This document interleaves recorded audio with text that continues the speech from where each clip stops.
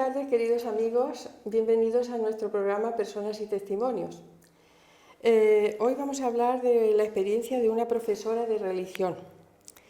Hay un colectivo dentro de la Iglesia española que desde hace muchos años viene realizando un trabajo y una tarea silenciosa e impagable en la educación religiosa de nuestros niños y nuestros jóvenes, en casi todos los centros docentes. Se trata de unos profesoras de religión. El profesor de religión católica realiza una actividad eclesial. Es testigo de Cristo en comunión con su Iglesia. Es maestro de humanidad y sembrador de fraternidad. Una de estas personas es nuestra invitada de hoy, María Ángeles Peña Rodríguez, que desarrolla su tarea en el Colegio Público San José de Calasán de Lora del Río. Bienvenida, María Ángeles. Muchas gracias. Gracias a ti por venir. Estamos encantados de tenerte. Además, San José de Calasán es el colegio que está conectado con esta parroquia, junto con el Reyes de España, que también... Claro, y desde hace muchos años, además. Han pasado muchas generaciones ya por ese colegio. Muchas. Pues nada, es que estábamos interesados en que compartieras con nosotros, con todos, tu experiencia cristiana y tu experiencia como profesora de religión. ¿Tú cómo te iniciaste como cristiana? Tú eras antes de la parroquia de... Bueno, y sigues siendo, ¿no? Porque vivo allí. De Nuestra Señora de la Asunción, ¿no? Claro, vivo cerca de allí, entonces mi parroquia de referencia es la de la Asunción, pero por mi profesión estoy vinculada también con la iglesia de la Santa Cruz. Claro, exactamente. Entonces tu catequesis de comunión y tu bautismo y todo eso fue allí, ¿no? Tus sacramentos de iniciación cristiana fueron en la Asunción. De hecho, cuando yo nací, todavía la Santa Cruz no existía. Sí. Porque hace ya muchos años cuando yo nací, sí. La iglesia fundamental de Lora del Río era la iglesia de la Asunción. Me bauticé, hice la primera comunión y me confirmé con doña Herminia, que era la mujer de un maestro de aquí de Lora del Río, don Antonio Ramos. ¿Y qué recuerdos tienes tú de aquella etapa en la parroquia de la Asunción? De mi primera comunión, no es muy grata mi primera comunión porque resultó que yo tenía amigdalitis y se me hizo una sombra en el pulmón y prácticamente no podía asistir a catequesis. Entonces era mi catequista la que venía a casa a darme la catequesis. Y me aprendía el catecismo de memoria. Pero aquella vivencia de fe de mi catequista fue la que me introdujo. Pero por supuesto, como yo vivía en el seno de una familia cristiana, pues mi abuela, que a diario rezaba por las noches, cuando a media tarde rezábamos el rosario, se bendecía la mesa y teníamos por costumbre el Día del Señor, el domingo, reunirnos, es decir, que había unos hábitos cristianos cuando yo era chica, que ya hace unos pocos de años, hábitos que se han ido perdiendo, ¿no? Sí. Pero en el seno de la familia, la abuela, fundamentalmente mi abuela, luego mi madrina, que era mi tía, que luego fue madrina madre también, ¿no? Y hasta que mi tía falleció, pues yo, la misa diaria, cuando ya ella era mayor, veíamos la misa en el televisor y hasta que ella falleció seguía controlándome. Seguía controlándome. Mujer, no sería controlarte, sería guiándote. Sí, pero que, niña, que tenemos que ir a misa. Niña, el domingo de Ramos hay que estrenar. Es decir, que ella tenía sus pautas, porque era muy disciplinada y tenía sus pautas. En la Navidad había que hacer esto, Semana Santa había que hacer esto. Y entonces ella continuamente, ¿has ido a los oficios de la Semana Santa? O no, ella siempre, como madre, como una buena madre, que las madres nos preguntan no porque quieran interrogarnos, sino porque nos siguen guiando de tu vida, acompañándonos, claro, en ese seguimiento. ¿Y cómo descubriste cómo te decidiste a ser profesora de religión? ¿Cómo llegaste a descubrirlo como vocación?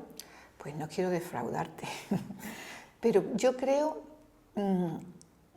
que todo el mundo tiene en su vida una trayectoria. Un pasaje de la Biblia que dice, ¿te acuerdas? Había una mujer que no tenía hijos y le dijo al Señor, por favor, que tenga hijos, porque en aquella época una mujer que no tuviese hijos no era bien valorada.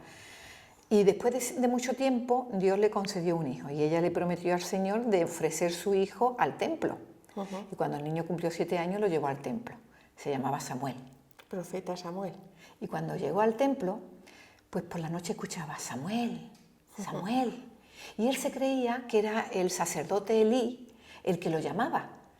Y entonces él iba corriendo, corriendo, corriendo y dice, dígame usted, padre, dígame usted. Dice, yo no te he llamado. ¿Cómo que no? Usted ha dicho Samuel, Samuel. Dice, yo no te he llamado, hombre. Pues era un hombre muy mayor. Hasta que Elí comprendió que era el Señor el que llamaba a Samuel. Y entonces cuando volvió Samuel otra vez, ¿qué quiere usted? Le dijo Elí, cuando te llame y escuche la voz, di, habla Señor, que tu siervo escucha. Pues yo creo que fue el Señor el que me llevó ahí, porque fueron un cúmulo de circunstancias, ¿no?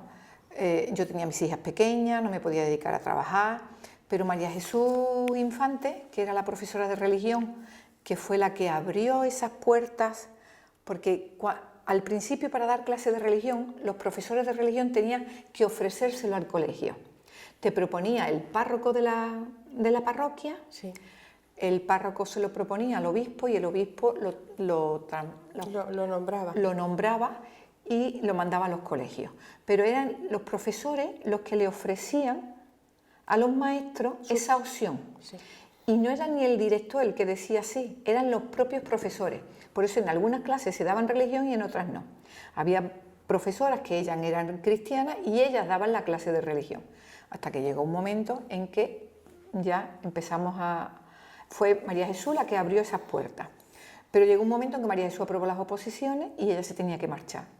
Y entonces me propuso a mí que sí quería llegar. Y yo pues vi el cielo abierto porque mis niñas eran pequeñas, yo no quería abandonar a mis hijas y me venía muy bien. Yo dejaba a mis niñas en el colegio y me venía a clase, yo recogía a mis niñas. Y así fue como surgió. Pero yo creo que fue por lo que te he dicho antes, ¿no? Que tuviste un proceso antes de... ¿Te acuerdas que le dije a Samuel, antes de nacer ya te había escogido? Pues yo creo que antes de nacer el Señor me había escogido. Y cuando tengo esos momentos tristes en los que me encuentro muy mal, digo, ¿por qué estoy yo aquí? Y por alguna razón estaré. Porque Dios lo ha querido. Exacto. Lleva muchos años, ¿no? Pues ya tengo 30 años cumplidos. Ya voy para 31. Sí, sí, sí. Entré en el 89, Sí. en el año 1989. Hemos ido haciendo una trayectoria, ¿no? Y en este momento, pues mira, estamos muy bien. Tú llevas primaria, ¿no? Y infantil. Infantil también. Sí. Sí, sí. En un principio, cuando estábamos los profesores de religión, se daba EGB, ¿recuerdas? Que era séptimo y octavo, hasta los 14 años. Sí. Se llamaba parvulito, no se llamaba educación infantil. Y entonces en infantil no se entraba, porque claro, no tenías una cobertura horaria, porque tenías desde primero hasta octavo. Y como era un colegio de 2 líneas, cubrías todo eso. Pero luego cuando ya se fue, se cambió el ciclo educativo y empezó la primaria con la secundaria, pues séptimo y octavo se marchó. Y entonces se quedaban ahí cuatro módulos que había que cubrirlo y entonces ya fue cuando empezamos a dar clases en infantil. Que ya infantil no era solamente parvulito, que parvulito era de 5 a 6 años. Sí. Y lo ampliaron hasta los 3 años. Entonces, esas cosas que van pasando. En este tiempo supongo que tu vocación habrá ido creciendo, porque con la práctica y con el ejercicio de la profesión, pues se va aprendiendo mucho y se va creciendo. ¿Y cuál es tu experiencia? ¿Cómo se ha desarrollado tu vivencia en esta profesión? Pues como la mayoría de las vivencias, tú crees que estás aportando algo a los niños y son realmente los niños los que te aportan la fe, la sensibilidad, con sus preguntas, con sus dudas, que son las mismas dudas nuestras, ¿no? Y esto es verdad. Y de verdad que Jesús nació aquí, de verdad que... Entonces tú, para explicárselo lo mejor posible, pues tienes que informarte, tienes que hablar con gente que tiene mucha vivencia de fe y luego llevárselo hasta ellos para que ellos lo vean de la mejor forma posible, ¿no? Claro. Entonces mi vivencia, pues muy buena. Muy positiva, ¿no? Muy positiva, porque además yo tengo alumnos de hace 30 años que todavía me siguen saludando y a veces no les he perdido la pista y he seguido hablándoles, pero hay otros que son ya grandes, han cambiado de aspecto. Hace poco me encontré uno en el Mercadona que me dice señor, y me hace así con la mano y digo, uy, qué mano más grande. ¿Quién eres tú? Y es que ya no me acordaba de él, porque claro, yo lo dejé de ver muy pequeño y ahora, pero que te digan señor y que te chocan la mano, claro. y que te reconozcan, esa es la mayor satisfacción que hay. Seguramente que quizás puedas tener alguno de los hijos de estos que tuviste al Sí, principio, ahora ¿no? tengo a los hijos de estos, lo que espero no tener a los nietos, porque si no, yo estaría ahí, vamos, espero. Bueno. Porque muchas alumnas mías cuando dejan a los niños dicen, señor, tendrás a mis nietos, digo, mira, María José, digo, mira, María José, ya eso es mucho pedir, ¿no? Pero bueno, sí, Bueno, es pero bonito. si tuvieras alguno de los nietos sería porque Dios te ha dado vida para seguir de profesoras, muchos años más. Tengo una en concreto que la niña me dice, señor, y la madre me dice, no es mi seño, y ella, no es mi seño. Digo, no, soy la seño de las dos. Claro. Pero Pues qué mayor satisfacción, ¿no? De que poder continuar con decir, ello. oye, pues mira, al final, no en todos los trabajos se puede decir eso. Al final de mi trayectoria laboral, yo he tenido la suerte de poder educar en la fe a una serie de personas y varias generaciones además. Sí, sí, porque hay otros trabajos que son meramente burocráticos y que dice, bueno, pues ya terminé mi vida laboral, pero ya está. Y yo estoy algunas veces en clase y tengo alumnos que han sido alumnos su padre y su madre. Y hay momentos en que se parece al padre y hay momentos en que se parece a la madre. Y luego cuando se lo comento a sus progenitores, dice, sí que es verdad que se parece a mí y a su padre. Y algunas veces cuando las madres se me quejan y me dicen, es que me tiene loca que esto, digo, ¿tú no te acuerdas de cómo eras tú?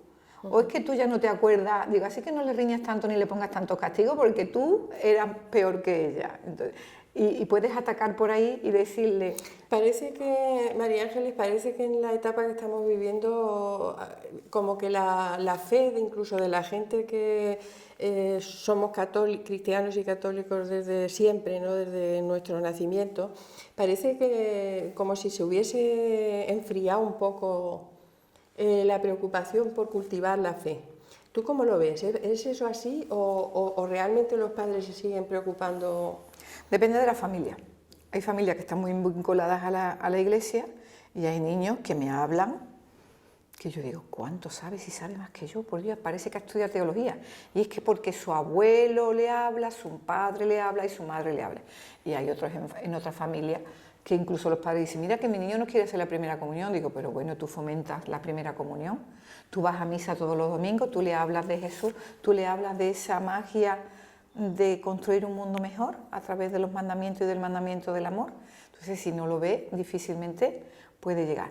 Pero no solamente se han perdido los valores cristianos, yo creo que se han perdido todos los valores de la sociedad. Vivimos ahora en que todo vale. Antes teníamos miedo a todo y ahora no tenemos miedo a nada. Yo creo que ha cambiado ahí todo, el proceso de la sociedad, sí. Pero no solamente en los cristianos, sino en todos, en general. Porque hay niños muy, muy buenos, pero porque los mira y su familia están vinculadas a la iglesia. O a alguna hermandad, o a la hermandad de la Virgen de Siete Fillas. En concreto estoy hablando de este niño que su abuelo está muy metido en la hermandad de la Virgen de Siete Fillas y en otras hermandades, y él está puestísimo. ¿Consideras importante la coordinación entre la familia y el profesor de religión? ¿Consideras importante eso? Siempre, en todas las asignaturas, y en concreto la de la religión también.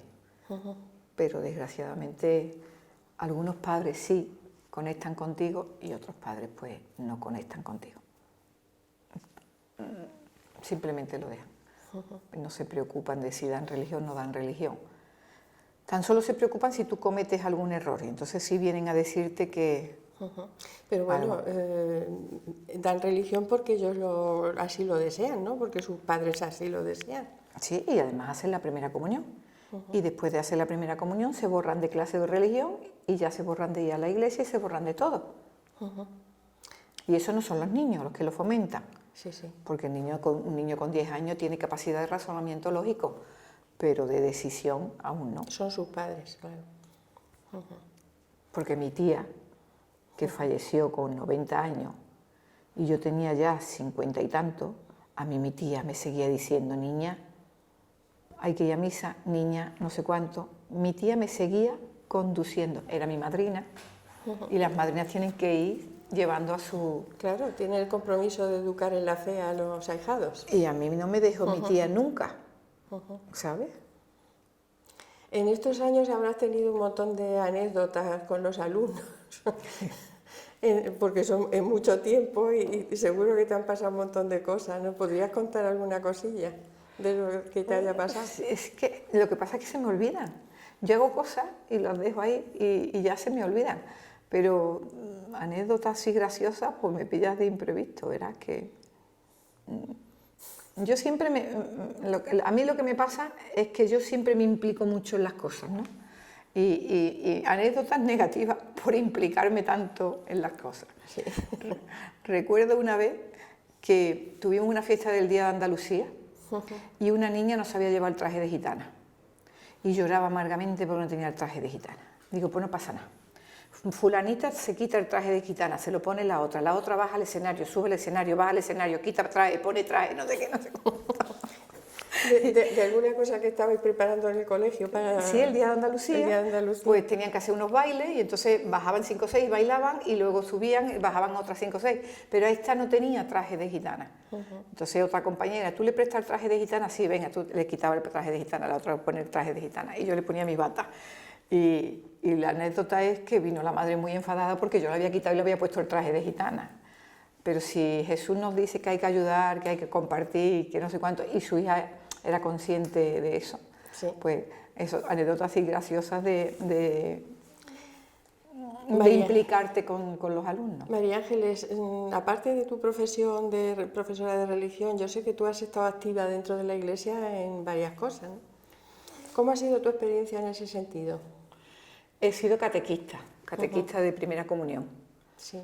Y muy bien, porque eran muy chiquititos y muy ingenuos y muy bien, muy bien. Y luego fui catequista de confirmación y me encantó también la catequesis de confirmación. Con un grupo de los de catequesis de confirmación coincidió que estaba aquí don Adrián Río. Y hicimos una convivencia y nos fuimos a TC, en autobús, en albergue, con los chavales. Y la verdad es que sí, que fue muy bonito. En el autobús, íbamos en el autobús, los niños se dormían y se tendían en el pasillo. Y yo, que siempre llevo fulás, porque soy muy friolera, los tapabas con los fulás. Y yo dije, gracias, señor. Los tapaba. Y luego cuando ya llegamos a TC, los chavales jóvenes estaban en unos barracones y las personas mayores nos ponían en otros barracones. Pero a las 7 de la mañana, cuando íbamos a misa, pues yo me pasaba por los barracones a visitar, a controlarlo, bueno, a controlarlo no, a darle mi presencia, ¿no? Estaban dormidos, les daba un besito. Y fue una experiencia muy bonita, tanto para ellos como para mí. Eso te iba a comentar. Yo he oído y he visto en internet y eso, las convivencias estas de TC tienen una afluencia de jóvenes enorme y tiene que ser bonito, ¿no? Enriquecedora total. Sí, sí. Pero no solamente para los jóvenes, sino también para los mayores. Sí, sí. Sí. Se conocen a mucha gente, gente que realmente tienen vivencia de fe. Sí. Y que practican la religión, pero no tienen por qué ir solamente a misa, sino que... Recuerdo yo en una de esas... Nos retira.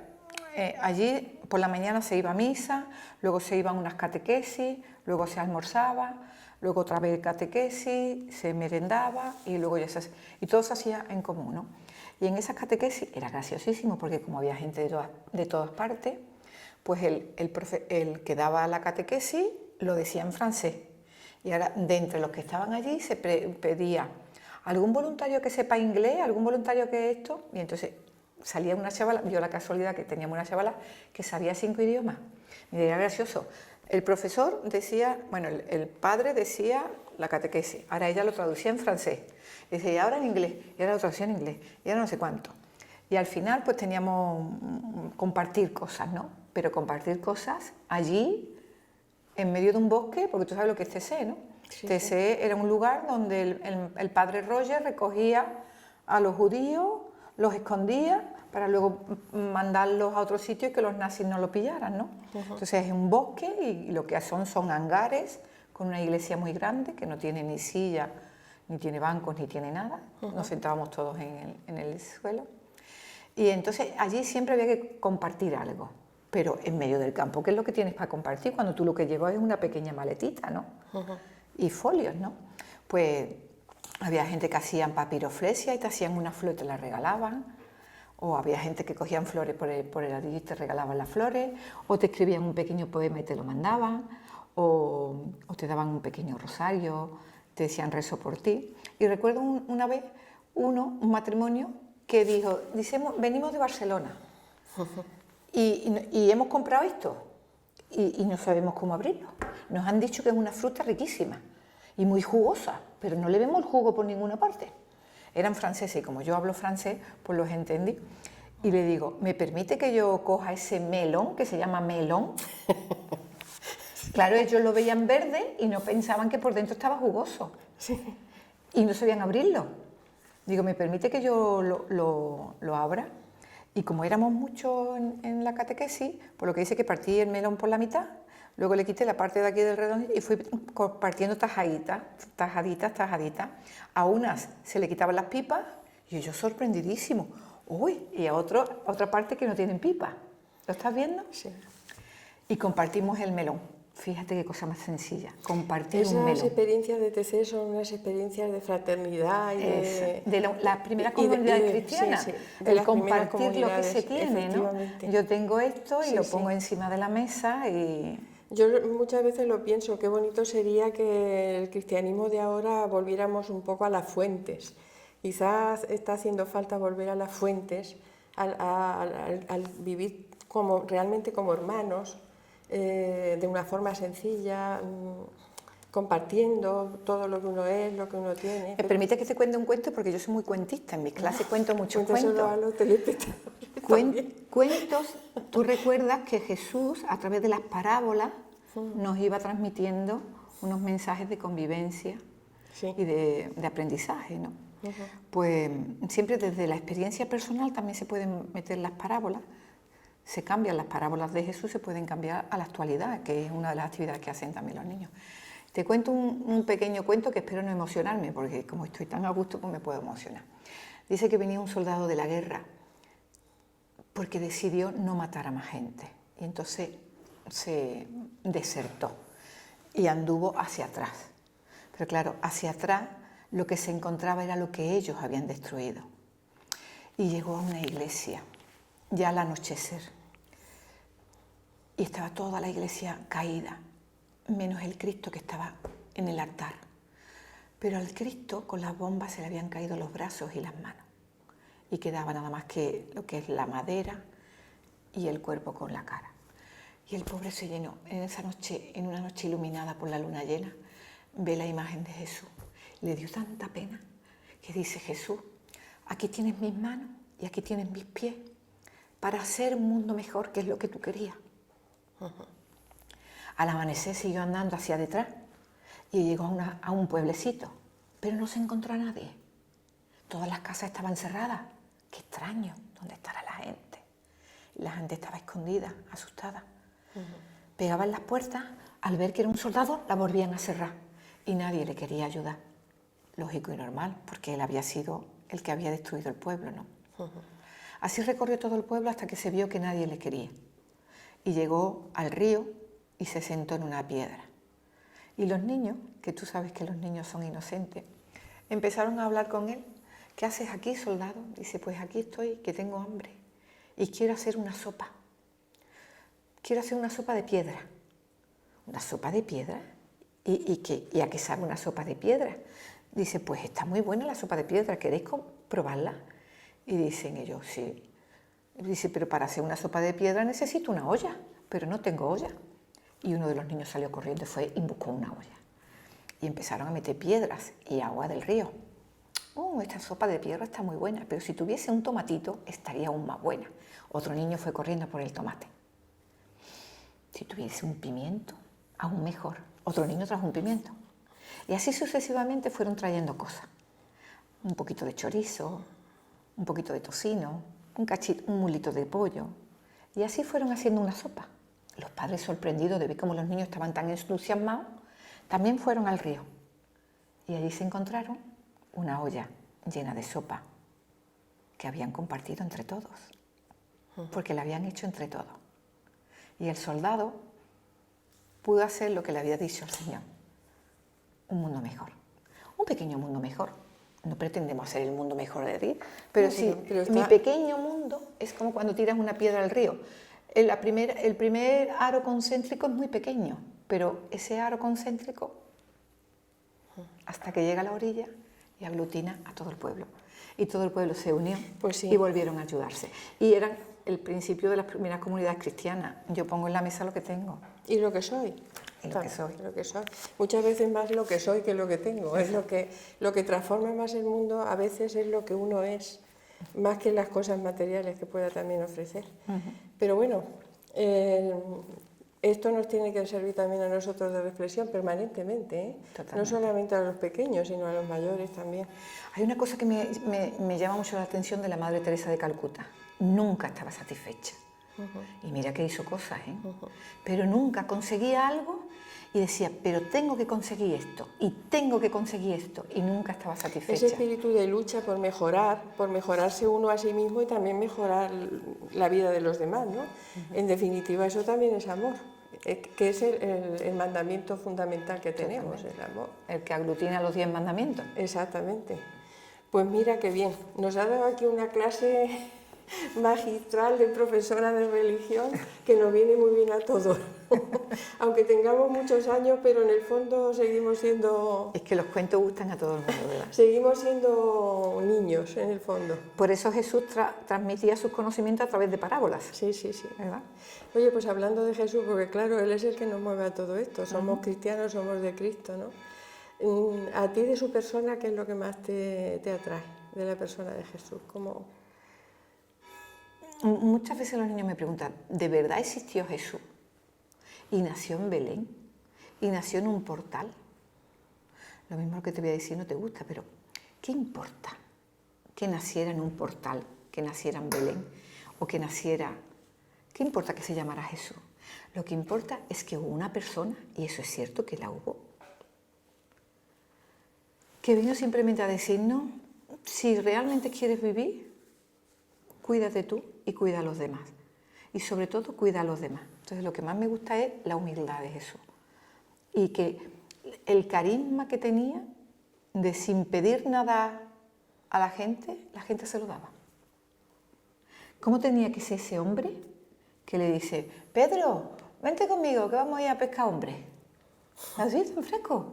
Y ese Pedro, que hablan de Pedro, que era un hombre rudo, no sé qué, no sé cuánto, lo deja todo y se va. Y Marco, que era recaudador de impuestos. Vente conmigo, que vamos a pescar hombres. ¿Y cómo se pescan los hombres? Y sin embargo lo dejaron todo y se fueron. Pues ese carisma, ¿qué tendría ese hombre que por el lago de Galilea, por el lago de Cafarnaúm, por allí por Cafarnaúm, le dijo a la gente, vente conmigo? ¿Qué es lo que te dice a ti y a mí? Claro. Vente conmigo. Por eso estamos aquí. Y después de 2020 años que han pasado ya, seguimos buscando ese camino, pero desgraciadamente no hemos encontrado la humanidad, el poner en práctica el amor. ¿Verdad? Pero ese es nuestro reto. Eso no tenemos que afanarnos cada día en ello. Y fíjate qué fácil, ¿eh? Totalmente. Que es tan fácil. Sí, es fácil, pero también es complicado. Amar, solo amar. Pero sí, pero es tan fácil. el amar te exige muchas cosas que a veces te exigen sacrificio, te exigen renuncia, y a eso es a lo que la mayoría de la gente no estamos dispuestos muchas veces. Las tentaciones de la vida, porque mira, incluso Adán y Eva, que lo tenían todo y vivían en el paraíso, tenían la tentación de ser aún mejor, queremos ser como Dios. Y mira que lo tenían todo. Y hombre, lo que estaba prohibido era comer una manzanita de nada menos con todas las manzanas que había. Hay algo que está prohibido. Y sí, la prohibición del Génesis que dice no comer de la fruta del bien y el mal, lo que quiere decirnos es que hay cosas en la vida que aunque podamos hacerlas, no tenemos por qué hacerlas. Que en nosotros está el decidir. La libertad, esto es bueno para mí. La libertad del hombre. Claro. Y lo hago. Esto no es bueno para mí y no lo hago. Es decir, que hasta Adán y Eva tuvieron tentaciones. Por los demás, imagínate tú. Sí, sí. Bueno, y un poquito volviendo a la persona de Jesús, ¿A ti qué pasaje del Evangelio te conmueve más o te dice más de todo lo que el Evangelio nos cuenta de Jesús? ¿Con qué te quedarías si tuvieras que...? Hay muchas cosas que me... Pero una de las historias que más me gusta es la de Zaqueo. No sé por qué. Bueno, sí sé por qué. Zaqueo hizo lo imposible para conocer a Jesús. Y Jesús ya lo conocía. ¿Puedes recordarlo a los telespectadores? A lo mejor alguno de ellos no lo conoce, ¿No? El Evangelio de Zaqueo. Pues Zaqueo era un pequeño hombre que ayudaba a los romanos a recaudar impuestos. Pero lo mismo que recogía impuestos para los romanos, pues también recogía impuestos para él. Entonces, en su pueblo, en Jericó, nadie lo quería porque iba a recoger los impuestos y sabían que se quedaba con parte de ellos. Y un día que pasó por allí Jesús, por Jericó, él, que era un hombre muy pequeño, muy bajito, quería conocer a Jesús. Pero claro, como iba rodeado de gente, él no podía. Así que se adelantó en el camino y se montó en una higuera. Y Jesús, al pasar por la higuera, miró hacia arriba y le dijo: Zaqueo, baja, que esta noche voy a comer en tu casa. La gente del pueblo dijo: pero bueno, ¿cómo puede ir a comer a casa de un pecador? ¿Quién va al médico? El que necesita que lo curen, ¿no? Pues Zaqueo necesitaba que lo curaran. Jesús lo transformó y todo lo que había robado lo devolvió el doble y se convirtió en una persona humilde y dispuesto a ayudar y a poner en práctica el mandamiento del amor. Pues Jesús lo tocó, lo llamó y lo transformó. Y lo llamó para estar con él. ¿Te cuento otro cuento? Bueno, si tenemos tiempo, cuenta todo lo que tú quieras. Sí. Es un cuento que acabo de contar ahora en Navidades. Sí, pues venga. Es muy gracioso, lo voy a contar rápidamente. Pero eso es lo que me llama la atención de Jesús, que te toca y te transforma. Pero no siempre nos toca y tenemos que luchar con esas tentaciones de que nos vamos por otros caminos. No nos dejamos tocar. No nosotros, nos dejamos tocar y damos un rodeo para Sí. hacerlo. En Navidades es un cuento que escribió un profesor del Reyes de España. Y es muy gracioso porque dice que en Navidades las madres preparan las casas con las escobas, ric, rac, y los plumeros, zig-zag, zig-zag, y limpian todas las casas.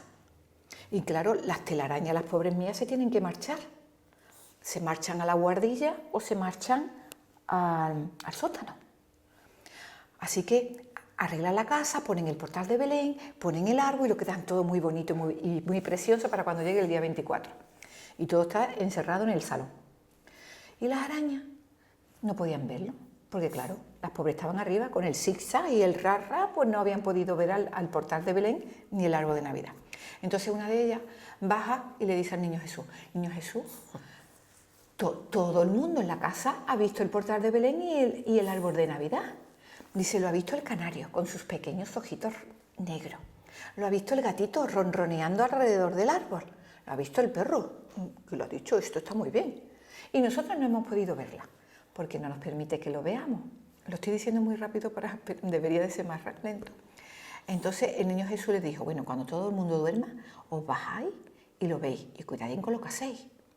Así que cuando todo el mundo dormía, los abuelos arañas, los papás arañas y hasta los bebés arañas bajaron con sus 8 patitas, se deslizaron por debajo de la puerta del salón y cuando vieron el Belén y vieron el árbol de Navidad, ¡ah, qué bonito! Pero quisieron verlo desde cerca, así que se montaron en el árbol, arriba, abajo, a una rama, a la otra rama, patatín, patatán, y todos vieron el árbol de Navidad. Y luego se marcharon con sus 8 patitas, quietito, por debajo de la puerta del salón. Pero el niño Jesús no se fiaba de ellos y dice: voy a ver qué es lo que han hecho. Cuando el niño Jesús vio cómo habían dejado el árbol de Navidad, todo lleno ¿de qué? De telas de araña. De telas de araña. ¿Y cómo arreglo ahora yo esto? Cuando se levanten las mamás. Así que el niño Jesús tocó las telas de araña y las convirtió en hilos dorados. Y desde entonces ponemos pumillón en los árboles, porque el niño Jesús tiene la capacidad de tocar con el dedito y transformar lo feo en bello y lo malo en bueno. Esa es la que me gusta. Pues muy bien. Pues nada, María Ángeles, ha sido muy ameno este ratito contigo, la verdad es que es muy bonito todo. Yo sé que eres una persona muy entregada desde siempre y con esa frescura y esa naturalidad y ese encanto personal que tú tienes, pues la verdad es que no me cabe ninguna duda de que los alumnos que han pasado por tu clase se habrán ido con su fe más fortalecida y se habrán ido con deseo quizá de ser mejores cristianos en el futuro. Y eso sería un enorme premio para ti.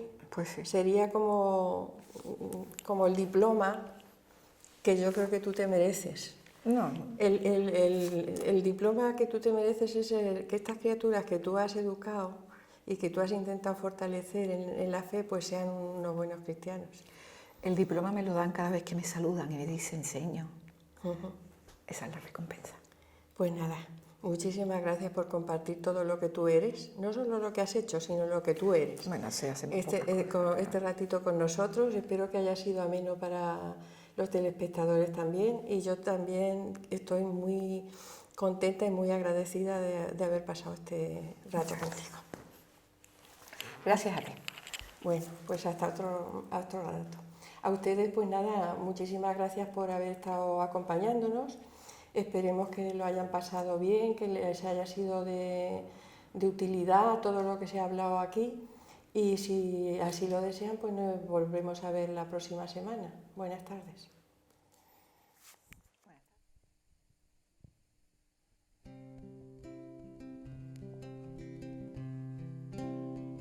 Eres la luz en mi vida, Jesús. Alumbras mi caminar, solo tú, como una vela encendida, como faro que me guía, enciéndeme el corazón con tu luz.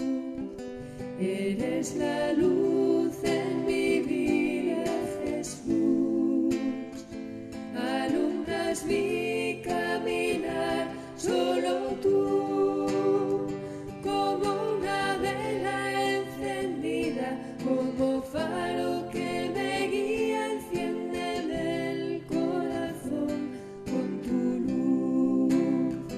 Eres el agua que quiero beber, el agua fresca que dejo correr para poder compartirla y aliviar más heridas. Eres agua que calma mi sed.